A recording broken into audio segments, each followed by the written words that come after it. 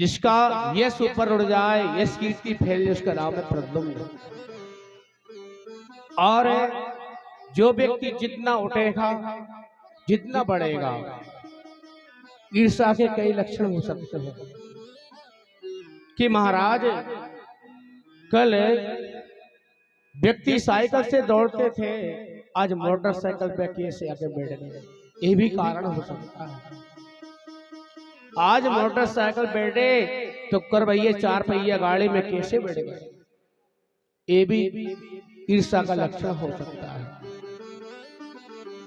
जब मनुष्य के मन में ईर्ष्या हो जाए ना, तो सोचता भैया मेरी एक फूटी है तो पड़ोसी की दोनों फूटना चाहिए, क्योंकि सोचता व्यक्ति मेरा तो अनर्थ, दूसरे का मैं अनर्थ करके रहूंगा, ये व्यक्ति के मन में भाव उत्पन्न हो जाता है। तो जैसे भगवान का विवाह संपन्न हुआ और रुक्मिणी महारानी ने पहले पुत्र को जन्म दिया, जिसका नाम पुत्र है प्रद्युम्न है। और उधर क्या हुआ, भगवान के भी कई अनेक शत्रु हो गए। समरासुर के नाम के राक्षस ने सोचा कि गोविंद का राजपाट बड़ा बढ़ गया है और विवाह भी संपन्न हो गया, इसका भाव उत्पन्न हुआ। तो समरासुर मेरे गोविंद के प्रसूति गृह में उस बालक को छीन के ले गए और आकाश मंडल में विमान में बिठा करके ऊपर से फेंक दिया। तो समुद्र में गिर गया। उस समय मछली घूम रही थी, मछुआरे पकड़ने गए, उस मछली ने उस बालक को निकल गया और मछुआरों ने पकड़ करके समरासुर के महल के अंदर भिजवा दिया। जब इसी सर नयने धारा निर्गत काम भयो जरियारा। भगवान शिव ने जब कामदेव को जलाकर भस्म किया था, तो रति महारानी निधन करने लगी, महाराज मेरे पति को आपने जला के भस्म कर दिया, मैं उनकी बगैर नहीं रह पाऊंगी, मुझे पति की आवश्यकता है। यदि पति नहीं मिला तो महाराज मेरा कौन कहेंगे। तो समय संत नारद जी ने भविष्यवाणी कर दी थी और समरासुर के महल के अंदर कार्य कौन करती है, विद्यावती भोजन का कार्य संभालती है। संत नारद ने भविष्यवाणी कर दी थी कि चिंता मत करो, कृष्ण के जो बालक प्रद्युम्न होंगे वो तुम्हारा पति हो जाएगा। और उधर समरासुर के महल के अंदर विद्यावती भोजन का काम करती है। तो मछुआरों ने इस बालक को बाहर निकाला और सौंप दिया कि देवी तुम इस बालक का लालन पालन करो, देख रेख करो। और नारद जी ने कह दिया तुम्हारी बालक तुम गोद में लाल प्यार लड़ा रहे, तुम्हारे ही पति है। तो उसी प्रकार से प्रद्युम्न जी बड़े हो गए और कृष्ण के जो थे कि भगवान की कृपा से 16,107 विवाह हो गए। मेरे कहने ये पूरे विवाह हुए 16,108 है। एक बात बताओ, भगवान के 16,108 विवाह जब हो जाते हैं, अरे वो तो संसार की पति हैं, परम पिता परमेश्वर है, सर्व अंतर्यामी, घटघट की बात को जानने वाला है। आप कहेंगे महाराज हमारा भला काम हो जाए, मंदिर जाएंगे, उपासना करेंगे, प्रार्थना करेंगे, तो भगवान तो अंतर्यामी है। आप नहीं कहेंगे तो भी ईश्वर समझ गया कि व्यक्तिगत मेरे द्वार में आया तो संसार कोई वासना लेके नहीं आया, कोई काम लेके तो नहीं आया। पर पहले जहाँ काम आ जाएगा वहां राम को आने में तकलीफ होगी। ईश्वर सोचते हैं मेरे शरण में व्यक्ति तो आ गया तो पहले काम को लेकर आया कि प्रभु राम को मनाने आया या कृष्ण के दर्शन करने आया। तो प्रभु पहले जीव को अपने पास बुलाते हैं, स्नेह भाव प्रेम जगाते हैं और विच्छोद कर देते हैं। कहने का तात्पर्य क्या है, ईश्वर देखना चाहते हैं कि मेरा भक्त यदि मेरे दर्शन कर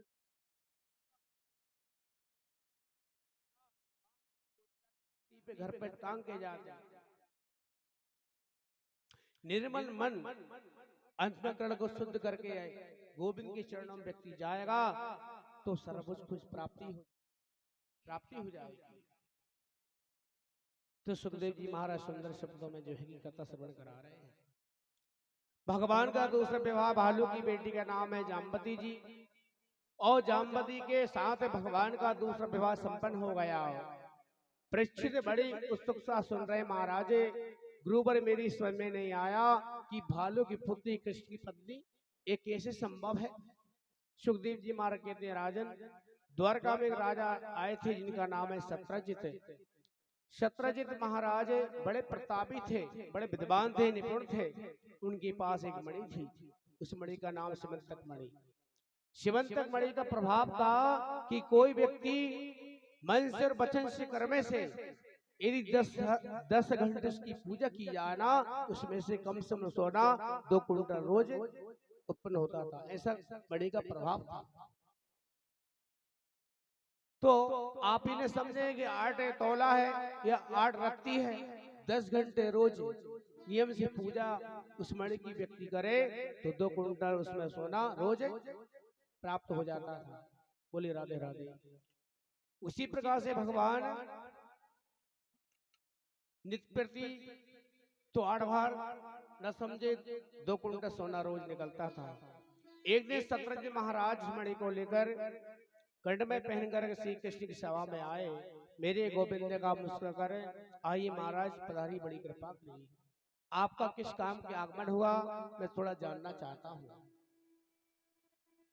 तो सत्रजित पधारे, भगवान ने नमस्कार प्रणाम किया और कहा, महाराज तुम्हारे परिवार में कितने सदस्य हैं?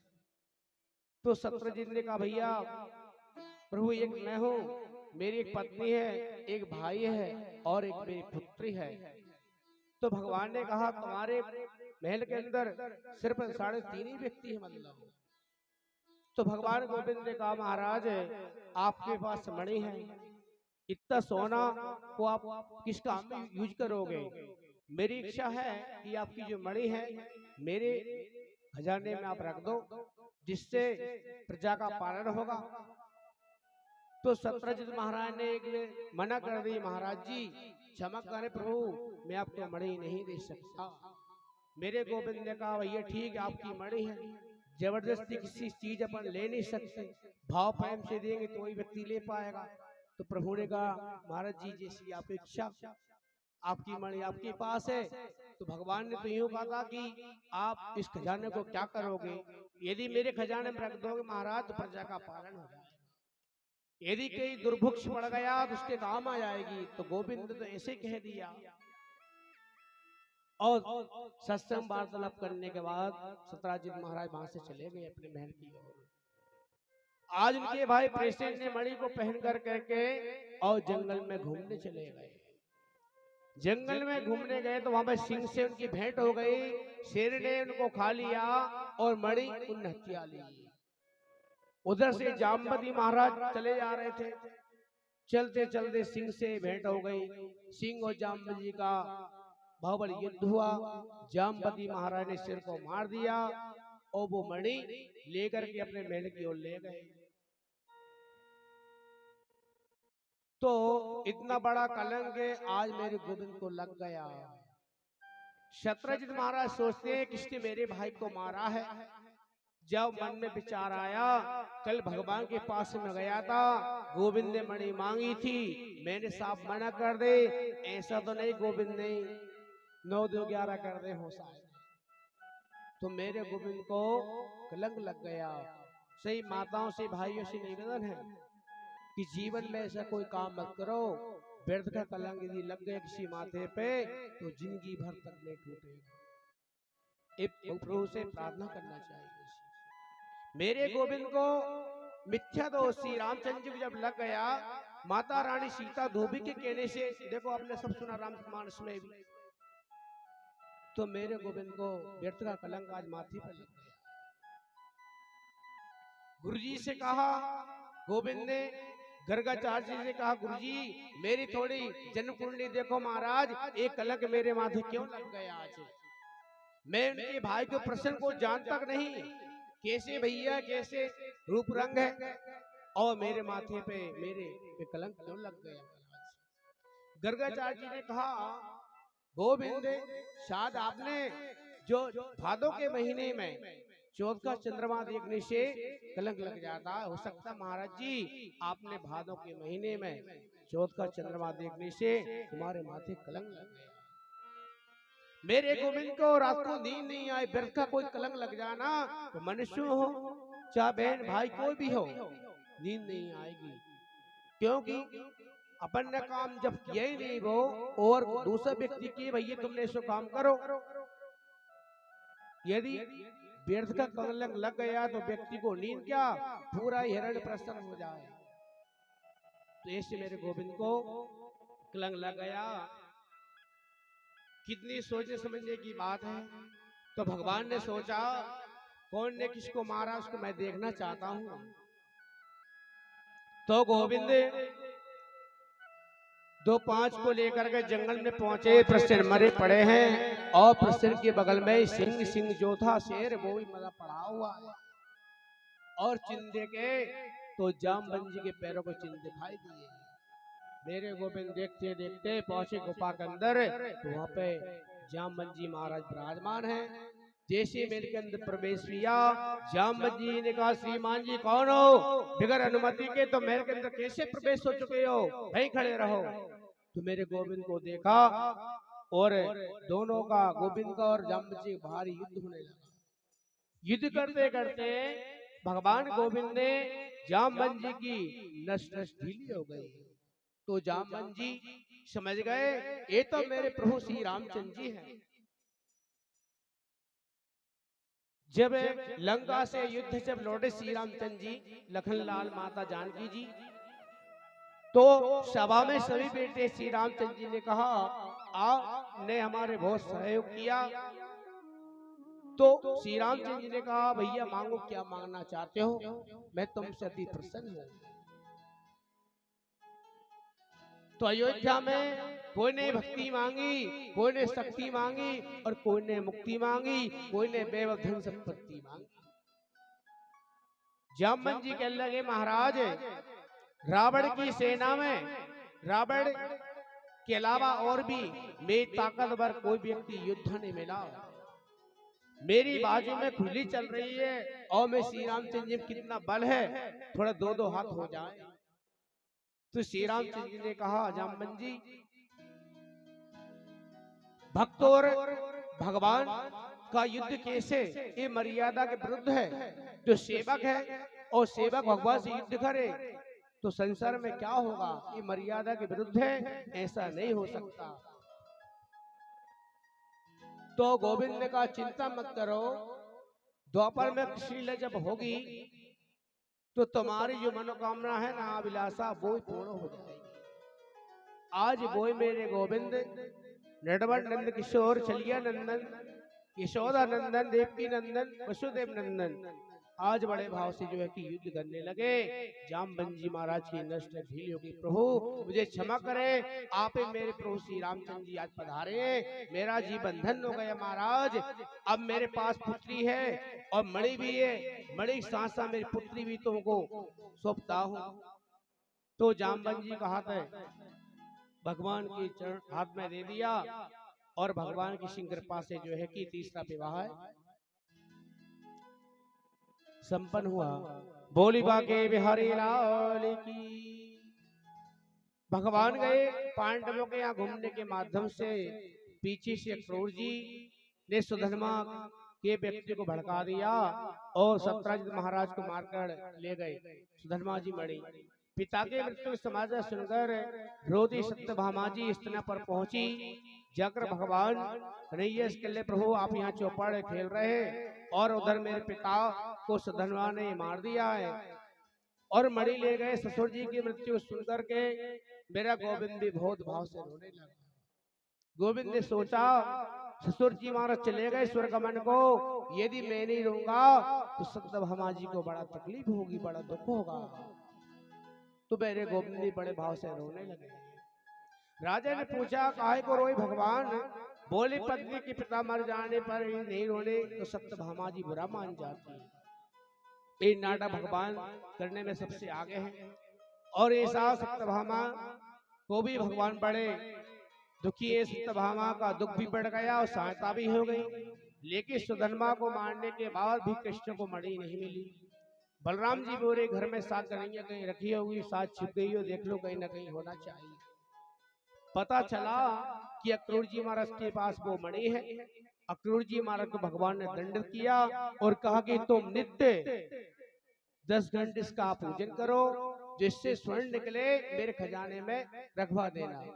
बोली बाके बिहारी लाल की। भगवान अर्जुन को लेकर के घूमने जा रहे थे, वहां सांवली सलोनी एक नारी को देखा, यमुना के किनारे पर बैठी है, बड़ी तपस्या में लीन है, एक दिन समाधि में लीन है। अर्जुन ने स्त्री से पूछा, देवी आपका परिचय कौन हो, निर्जन वन में अकेली क्यों बैठी हो, क्या कारण है? तो उस स्त्री ने कहा, मैं सूर्य की पुत्री हूँ, यमराज की बहन हूँ, मेरा नाम है कालिंदी यमुना, इसलिए भगवान श्री कृष्ण के पति रूप में मैं प्राप्त करना चाहती हूँ, इसलिए मैं तपस्या में लीन हूँ। अर्जुन ने कहा, वो तो मेरी साथ है देवी, कहो तो आपकी भेंट करा दे। तो अर्जुन ने यमुना जी को हाथ कृष्ण भगवान के सौंप दिया, जो है कि चौथा ब्याह कालिंदी साथ हो गया। बिंद और अरविंद नाम के दो राजा, दोनों भाई ये दोनों ही परम लाडली बहन का नाम है मित्रवृंदा, परम सुंदरी नारी है। और पांचवा विवाह जो है मेरी गोविंद का मृतवृंदा से संपन्न हो गया। और भगवान की लीला करके सुखदेव जी महाराज जो सुंदर शब्दों में बोल रहे, राजन नग्नजित नाम के राजा हैं, उनके यहाँ 7 बैल हैं, बड़े यशस्वी बलशाली बैल हैं, बुद्धिमान हैं, पराक्रमी है, ताकत भी है, मनुष्य जैसे बुद्धिमान है। राजा ने कहा, जो इन 7 बैलों को एक नाक में एक साथ नकेल डाल देगा, उसको मैं अपनी बेटी दे दूंगा। और भगवान ने जैसे इसकी इच्छा थी वैसे उन्हें भगवान ने किया, एक साथ 7 बैलों को नाथ में नकेल डाल दी। छठवां विवाह जो है भगवान गोविंद का नग्न जी साथ संपन्न हो गया। और एक राजा देवी नाम की पराक्रमी स्त्री है, कार संभालती है, राजा देवी की पुत्री के नाम है भद्रा। 7वां विवाह गोविंद का भद्रा के संपन्न हो गया। मध्य देश के राजा की बिटिया का नाम है लक्ष्मणा। 8वां विवाह कृष्ण का लक्ष्मण से संपन्न हो गया। बोली बाके बिहारी लाल की जय। और एक महापराक्रमी राजा है भौमासुर, जो भूमि से उत्पन्न होने के कारण का नाम पड़ गया भौमासुर। परंतु व्यक्ति पर धन संपत्ति मेलटारी यदि है और यदि विवेक नहीं है ना, तो धन संपत्ति नष्ट करे बगैर व्यक्ति नहीं रह सकता। भौमासुर के पास ताकत है, बल बुद्धि है, बल है पर बुद्धि के विवेक से नहीं किया। भौमासुर ने अपने बल का दुरुपयोग किया, बड़े बड़े राजा घरों में जाता, राजकुमार हरण करके ले आया और मन में संकल्प किया, जिस दिन 20,000 जो हो जाएंगी रानियां राजकुमारियां एक ही मुहूर्त में सबके सब विवाह कर लो। परंतु मेरी गोविंद की तो और कुछ इच्छा है। तो भौमासुर बलशाली है, उधर भगवान के कान में बात गई, महाराज इनको उद्धार करना चाहिए। तो भौमासुर कृष्ण के हाथों मारा गया और मेरे प्रभु ने भौमासुर के कारागृह में प्रवेश किया। कारागृह में देखा कि 16,100 राजकुमारियों को देखा। मेरे गोविंद ने देखा कि राजकुमार के महल में रही, बंदी गृह कारागृह में, संसार सागर में इनका विवाह माता पिता करेंगे, परंतु राजकुमार के साथ विवाह कर भी दिया तो कहेंगी तुम तो भैया समरासुर के महल के अंदर रह के आई देवी, हम आपसे विवाह करना नहीं चाहते। तो मेरे गोविंद ने सोचा, जब कलंक लग गया तो या तो फिर जे कुएं में जाकर के मर जाए या फिर कहीं ना कहीं गलत रास्ते में जाकर के बैठ जाए। तो मेरे गोविंद ने कहा, राजकुमारियों से आपके मन में कोई गलत व्यवहार नहीं, कोई विचार नहीं है देवी, तो मेरी इच्छा भगवान कृपा से मैं आपको पत्नी के रूप में ग्रहण करना चाहता हूँ। मेरे गोविंद ने 16,100 राजकुमारियों के संग एक मुहूर्त में विवाह कर लिया। यदि श्री कृष्ण ऐसा नहीं करते तो बताओ समाज में कितनी बड़ी प्रकृति पैदा हो जाती। राजकुमारियों धन हो गई कि कृष्ण में पति रूप में हमको स्वीकार कर लिया, भगवान द्वारका में आ गए। भगवान की 16,108 पटना संपन्न विवाह हो गया। भगवान द्वारकापुरी में प्रवेश करते हैं और बड़ा सुंदर परिवार है और सुख शांति के साथ वहां पर रहने लगे। भगवान के इतने विवाह क्या 16,108 का मतलब क्या है? वेद में 3 कांड हैं, ज्ञान कांड और ज्ञान कांड के 4,000 मंत्र हैं, कर्म कांड 80,000 मंत्र हैं कर्म कांड के, और उपासना कांड का 16,000 मंत्र उपासना कांड के हैं। परमात्मा के समीप चले जाना ही उपासना है। 16,000 मंत्र के जो उपासना कांड हैं वे मंत्र हैं। वही श्री कृष्ण की 16,000 पत्नी है। 16 प्रकार के जो उपनिषद हैं वेदांत, जिसमें कृष्ण भक्ति का प्रतिपादन किया जाता है, वे 100 प्रकार के उपनिषद भगवान की पत्नी 100 है। 8 प्रकार की प्रकृति होती है, तो भूमि है, जल है, अग्नि है, वायु है, आकाश है, मन बुद्धि अहंकार, ये 8 प्रकार की प्रकृति है। जीव में और ईश्वर में अंतर क्या है? जो प्रकृति बस में रहता है वो जीव है, और जो प्रकृति को बस में करता है वो कौन है? ईश्वर है। बोली राधे राधे, बोली बाके बिहारी लाल की। परमात्मा प्रकृति बस में है, प्रकृति उनके बस में है। 8 प्रकार की प्रकृति कृष्ण को अष्टरानी कहते हैं। 100 प्रकार के उपनिषद हैं, कृष्ण की 100 पत्नी, और वेद के 16,000 उपासना कांड के मंत्र हैं। कृष्ण की 16,000 पत्नी, इस प्रकार इनका पूर्ण भाव है। भगवान के पुत्र बड़े सुशीले, बड़े पुत्र का नाम है प्रद्युम्न, उनके भी 2 विवाह हुए। अनिरुद्ध के भी 2 विवाह संपन्न हुए। और इस प्रकार से भगवान की अनंत लीला करके जो है कि सुखदेव जी महाराज सुंदर शब्दों में कथा श्रवण करा रहे हैं। रुक्मणी जी के 4 पुत्र और हुए, लेकिन रुक्मणी के चेहरे पर कभी भी भगवान के प्रति क्रोध नहीं है। दासियां संतरी से महामंत्री तक सब कहते हैं रुक्मणी महारानी जैसी सबको देवी प्रदान करें, सब सराहना करते हैं। अब जिसके पास सोना भैया रोज 2 कुंटल निकालता हो तो उनके थोड़े नाग निजात तो अलग ही होंगे, तो सत्यभामा जी जो हैं वो तो बात बात में भगवान से रूठ जाए। और क्योंकि उनके यहाँ 2 सोने की समंतक मणि है, राजा सत्यदेव जी की पुत्र, इसलिए उनको बार बार उठना उनका एक स्वभाव था। बोली बाके बिहारी लाल की जय। कबीरा सब जग निर्धना, कबीरा सब जग निर्धना, धनवंता नहीं को धनवंता सोई जानिए, जातु राम नाम धन हो। संसार में तो सज्जनों सबसे बड़ी धनी वो ही है जो संत है, जिसके मन में राम नाम का धन है, ज्ञान का धन है, वैराग्य का धन है, भक्ति का धन है। मीरा की जब विरक्ति हुई, मीरा ने सर्वस्व छोड़ दिया। लोगों ने कहा मीरा तुमने इतना बड़ा राजपाट को छोड़ा, इतने बड़े परिवार को छोड़ा, तुमने इसको छोड़कर तुमको क्या मिला? मीरा बोली जब किसी को रत्न मिल जाए तो उसे फिर भैया अच्छी चीज दूसरी क्यों लगे। पायो जी मैंने राम मीरा का भाव है, मीरा का स्वभाव है।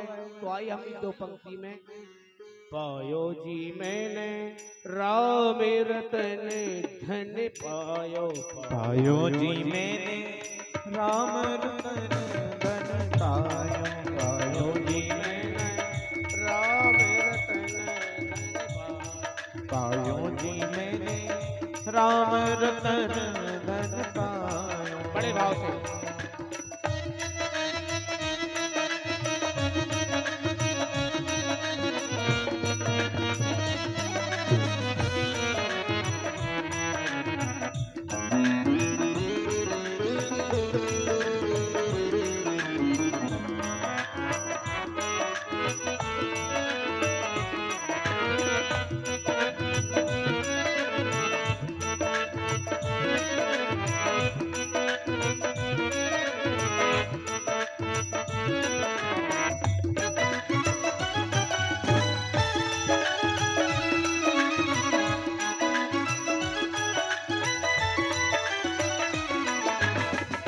वस्तु अमोलक दी मेरे सतगुरु वस्तु अमोलक दी मेरे सतगुरु वस्तु अमोलक दी मेरे सतगुरु वस्तु अमोलक दी मेरे सतगुरु दिन दिन बढ़त सभायो दिन दिन बढ़त सभायो आयो जी मेरे राम रतन आयो जी मेरे राम रतन आयो जी मेरे राम रतन आयो जी मेरे हरि रतन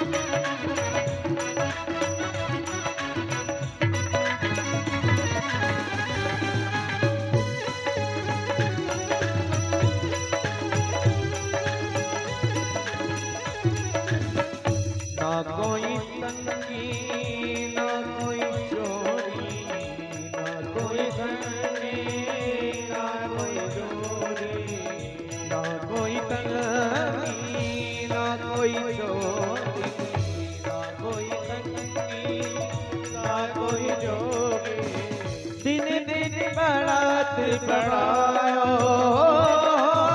दिन दिन बढ़त सभायो आयो जी मैंने राम रतन आयो जी मैंने राम रतन आयो जी मैंने हरि रतन पायो। बोली बात